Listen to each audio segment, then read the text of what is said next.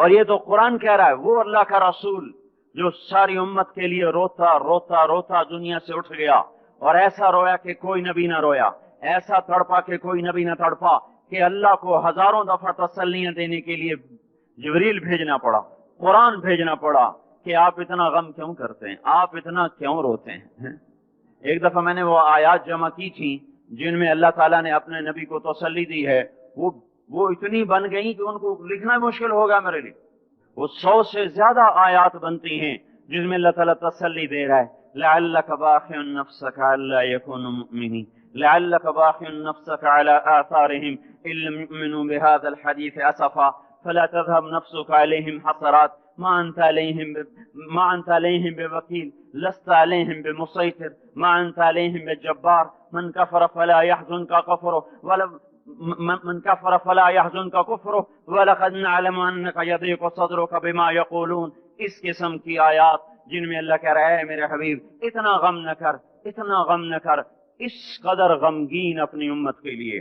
اس کے باوجود آپ کا گلہ قرآن میں سن لو، جب ایسے نافرمان جو کبیرہ گناہ کرتے کرتے مر گئے، اس بددیانتی میں، شرابوں کے پینے میں، نماز کے چھوڑنے میں، کبیرہ گناہوں میں غرق ہو کے مر گئے، تو یہی اللہ کا رسول جو ہمارے لیے رویا بھی، رسول قیامت کے دن جب دیکھے گا ہماری نافرمانیاں تو کہے گا یا رب ان قوم اتخذوا هذا القرآن مہجورا، اے میرے مولا یہی ہے میری وہ امت جس نے میرے قرآن کو چھوڑ دیا، میرے قرآن نے پکارا مسجد میں آؤ، انہوں نے مسجدوں کی راہیں چھوڑ دیں۔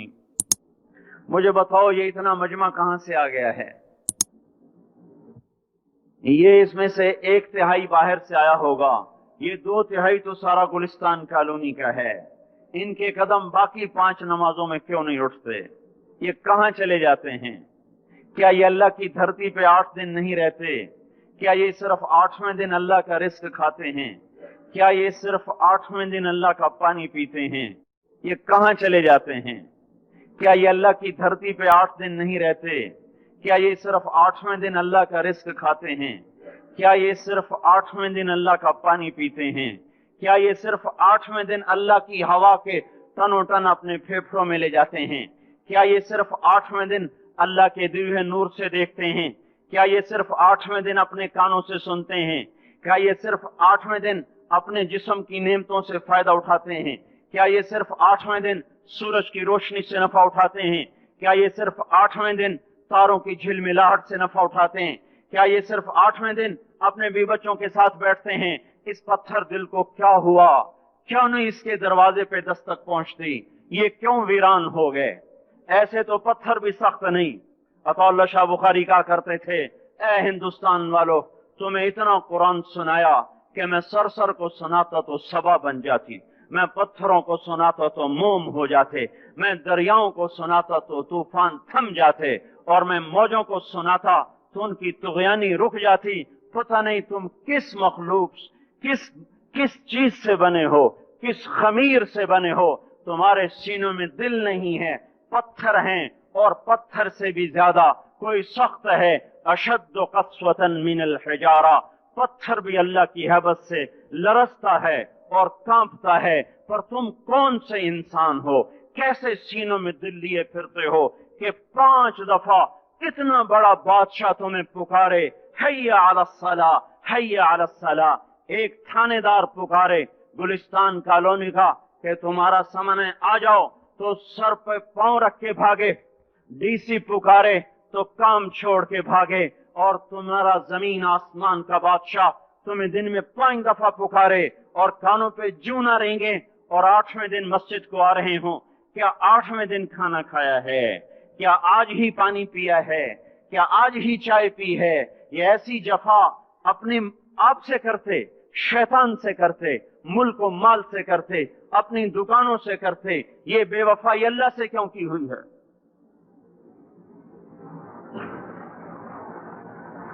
جس زمین پہ سجدہ نہ ادا ہو، اس سے بڑا بھی کوئی جرم ہے؟ زنا کرنے کو گناہ سمجھتے ہیں، نماز کا چھوڑ دینا زنا سے بڑا جرم ہے۔ رشوت کھانے کو گناہ سمجھتے ہیں، نماز کا چھوڑ دینا رشوت کھانے سے بڑا جرم ہے۔ قتل کرنا بڑا گناہ سمجھتے ہیں، نماز کا چھوڑ دینا قتل سے بڑا جرم ہے۔ سجدے ہی کا تو انکار کیا تھا شیطان نے، شیطان نے کوئی زنا کیا تھا، کوئی قتل کیا تھا، کوئی شراب پی تھی، کوئی جوا کھیلا تھا، کیا کیا تھا؟ کوئی شرک کیا تھا۔ شیطان سجدے کا انکاری ہوا، ایک سجدے کا انکار کر کے وہ ہمیشہ کے لیے مردود ہو گیا۔ اس مسلمان کو ہوش نہیں ہے جو روزانہ دن میں 5 دفعہ 20 سجدوں کا انکار کیے بیٹھا ہوا ہے، اور پھر آرام سے روٹی کھاتا ہے، آرام سے چائے پیتا ہے، اور آرام سے کہہ لگاتا ہے، اور آرام سے اخبار پڑھتا ہے، آرام سے بیوی کے پہلو میں لیٹتا ہے۔ ایک سجدے کا انکار ہو کر شیطان ہمیشہ کے لیے مردود ہوا۔ جس نے فجر کا انکار کیا سجدوں کا، پھر ظہر کے سجدوں کا مذاق اڑایا، پھر عصر کا مذاق اڑایا، پھر مغرب اور عشاء کا مذاق اڑایا۔ گھر میں نماز پڑھنا بھی چلو نہ پڑھنے سے تو بہتر ہے، پر یہ بھی نماز کا مذاق ہی ہے۔ اور 8ویں دن سر پہ ٹوپی رکھ کے آیا۔ 8 دن جس نے اتنے سجدوں کا انکار کیا، وہ اس بات سے نہیں ڈرتا کہ کہیں اللہ اسے مردود نہ کر دے، تو کیا ہوگا اس دن جب جن بچوں کی خاطر یا جس نفس کی خاطر اللہ کے بغاوت کی کہ اٹھا نہیں جاتا، آیا نہیں جاتا، گرمی بڑی ہے، سردی بڑی ہے، اندھیرا بہت ہے، کیا قبر کے اندھیرے یاد نہیں ہیں؟ کیا قبر کی گرمی یاد نہیں ہے؟ کیا جہنم کی آگ بھول گئے؟ کیا جہنم کے عذاب بھول گئے؟ کیا جنت کی نعمتیں بھول گئے؟ وہ اللہ کا کلام بھول گئے؟ وہ اللہ کا دیدار بھول گئے؟ وہ اللہ سے ملاقات بھول گئے؟ وہ محبوب خدا کی محفل بھول گئے؟ یہ کیسا اسلام ہے؟ یہ کیسے پتھر دل ہیں جو کمانے میں تو ایسے مست ہوئے کہ ہوش نہیں، اور جب اللہ بلائے تو ایسے غافل ہو جائیں، نہ بوڑھے پر جوریں گے، نہ جوان کو ہوش آئے، نہ کسی عورت کو ہوش آئے، نہ کسی مرد کو ہوش آئے، نہ بازار بند ہوں۔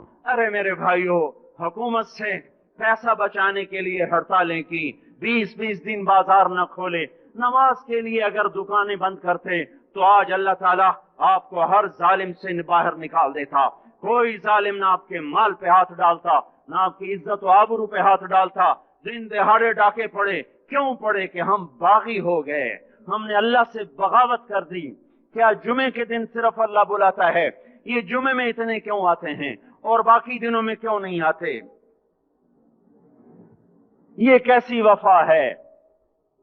اور ایسا وفاؤں والا اللہ کہ زمین بولے اے اللہ اجازت دے میں گلستان کالونی کو نگل جاؤں، سمندر بولیں مولا اجازت دے ہم چڑھ جائیں، فرشتے بولیں اے اللہ اجازت دے ہم انہیں ہلاک کر دیں، اور جس کے سجدے کا انکار ہوا پڑا، جس کا 8 بازاروں میں جس کی شریعت کا مذاق اڑایا جا رہا، وہ جس کی غیرت خود جوش میں آ رہی کہ یہ میرے بنے ہوئے گندے پانی کے بنے ہوئے نطفے سے بنے ہوئے میری غذا کھا کر، میرا رزق کھا کر، میری ہواؤں سے زندہ، میرے پانیوں سے زندہ، میری روٹی سے زندہ، میرے دیے ہوئے گوشت سے زندہ، میرے دیے ہوئے نظام سے زندہ، یہ میرے ہی منکر بن گئے۔ 1500 روپے کا ملازم آپ کو چائے کی پیالی نہ دے تو آپ کہتے چل چھٹی کر، ہم کوئی اور رکھیں گے۔ اور جس نے اتنا بڑا وجود بخشا، آنکھوں میں چراغ جلائے، کانوں میں فون لگائے، دماغ میں برقی روئیں دوڑائیں، دل کو دھڑکایا، سارے بدن کی خون پہنچانے کا نظام چلایا، پھیپھڑوں کی فیکٹریاں چلائیں، رگوں میں خون پہنچایا، ہڈیوں کو غذا پہنچائی، اور آنکھوں کو غذا پہنچائی، بالوں کو غذا پہنچائی، زبان کو بولنے کی طاقت دی، دانتوں کو کاٹنے کی طاقت دی، دو وہاں نالیاں لگائیں، سانس کی الگ کر دی اور معدے کی الگ کر دی، اور وہاں پردہ لگایا جو غذا منہ میں جائے تو معدہ کھل جائے اور پھیپھڑے کی طرف جانے والی نالی رک جائے۔ جو اللہ اتنی حفاظت کرے کہ آپ کا لقمہ آپ کے معدے میں جائے، وہ دو ہی تو یوں ساتھ ہیں بالکل یوں ایک ساتھ، اور وہ اللہ اتنی طاقت والا کہ سانس کی نالی بند کرے اور معدے کی نالی کا منہ کھولے اور غذا کو منہ میں سے گزار کر وہ معدے میں پہنچائے، پھر ایک زبردست طاقتور نظام چلائے، اس کو توڑ کے آنتوں میں پہنچائے، پھر کروڑوں قسم کی فیکٹریوں کو حرکت دے اور اس میں سے خون کو کھینچے، غذاؤں کو کھینچے، پھیپھڑے کو غذا، خون کو غذا، خون خود غذا لے کے چل رہا، آنتوں کو غذا، دماغ کو غذا، ہڈیوں کو غذا، ناخن کو غذا۔ ایک ناخن کھینچ لے تو ہم کیا کریں؟ کیا میرے مولا کا نظام ہے؟ یہ ہمارا قبرستان ہے، مردہ سیل باہر نکل رہے اور ناخن کی شکل میں باہر آ رہے، پھر آگے جا کے اور سخت ہو رہے، تھوڑا سا ناخن زیادہ کٹ گیا، سارا دن سی سی کرتا ہے، سارا دن ہائے ہائے کرتا ہے، یہی ناخن میرا رب کھینچ لے تو ہم تو ایک ناخن کا شکر ادا نہیں کر سکتے، یہ جوڑ بنا دیے سیدھا کر دے تو ہم اسی کا شکر ادا نہیں کر سکتے۔ میرے بھائیو، یہ سب کچھ کر کے پھر ہم اللہ کے باغی ہو جائیں، ہے کوئی عقل میں آنے والی بات؟ ہے کوئی سوچ بچار کی بات کہ 1500 صرف دیے اور اس نے چائے کی پیالی نہ دی تو نکال دیا، اس نے گاہک کو ڈیل نہیں کیا تو نکال دیا، اور یہ وجود کہاں سے خرید کے لائے؟ یہ زمین کس نے بچھا کے دی؟ والارض وضعها للانام، اے میرے بندو میں نے ہی تو تمہیں بنا کے دی، فاکہۃ، دیکھو میں نے تمہارے لیے پھل نکالا، والحب ذو العصف والریحان، میں نے ہی تمہارے لیے غلہ بھی بنایا اور بھوسا بھی بنایا، فبأي آلاء ربكما تكذبان، میری کیوں نعمتوں کو جھٹلاتے ہو؟ کیوں میرے باغی بنتے ہو؟ کس کس کا انکار کرتے ہو؟ دیکھتے نہیں ہو رب المشرق والمغرب، رب المشرقین والمغربین، میں تمہارے مشرق کا بھی رب ہوں، مغرب کا بھی رب ہوں، شمال کا بھی رب ہوں، جنوب کا بھی رب ہوں، فبأي آلاء ربكما تكذبان، پھر بھی تم میرے باغی ہو گئے، پھر بھی مجھے میری نعمتوں کو جھٹلاتے ہو۔ خلق الانسان من صلصال کالفخار وخلق الجن من مارج من نار، تمہیں مٹی سے بنایا، جن کو آگ سے بنایا، میری فبأي آلاء ربكما تكذبان، کیوں مجھے جھٹلاتے ہو؟ کیوں میری نعمتوں کا تم انکار کرتے ہو؟ تمہیں پتہ نہیں ہے کہ میں نے دو پانی چلائے، ایک کڑوا ایک میٹھا، بینہما برزخ، ان میں پردہ لگایا، لا یبغیان، تاکہ کڑوا پانی میٹھے میں نہ چلا جائے، اگر میں پردہ ہٹا لوں تو کڑوا میٹھے میں چلا جائے تو پھر نہ کوئی تمہیں حکومت کا پانی میٹھا ملے نہ زمین کا پانی میٹھا ملے۔